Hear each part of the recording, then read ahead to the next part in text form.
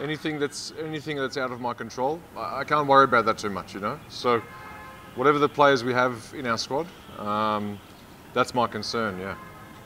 Yeah, I've been watching. First time I really watched him bowl properly on television at home was the Pakistan Test series. I didn't know a lot about him before that, to be honest. So I've seen him on TV. Big, tall, strong guy.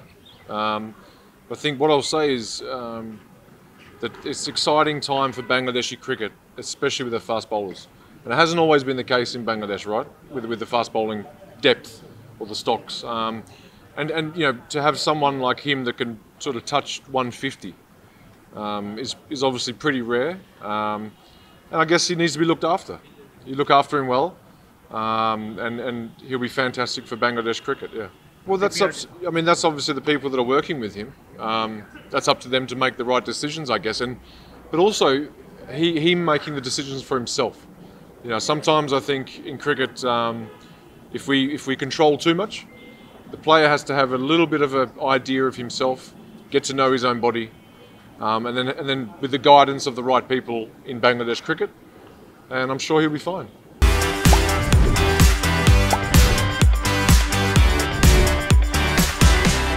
I think so. Yeah, I mean, every coach is going to say the same thing about their team.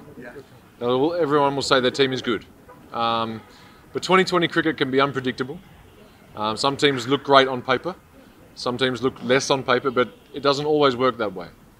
And look, we'll do the best we can. You know, there's 12 matches, 6 weeks. It's a long tournament. So to be honest, keeping the players fresh, mentally, physically, is so important on a long tournament. It's a 3-week tournament, a little bit different. You get in there, you're playing, but this is a little bit spread out. So management of the players, of the group, to keep them fresh, keep their minds fresh, is probably #1 priority. There's no style of play. We're not coming here to talk about a style of play. There's a lot of that at the moment. We're going to play this way, we're going to play that way. Not necessarily. What I will demand is high standards and competitiveness. Always competing all through the match, all through the 40 overs. And that's the standard. You know, the rest of it we'll talk about behind closed doors with the team. But like I said, if you've got players fresh at the end of the tournament, and when it's time to really compete at the end of the tournament, the business end, if our guys are fresh and they stay on the park, I'll be happy. Yeah. No, not necessarily, but yeah, I work with even today we did some death bowling with a couple of the guys. So yeah, overseeing everything, but we've got a whole bunch of coaches in our management that are pretty versatile coaches, and they can do everything and be around the group.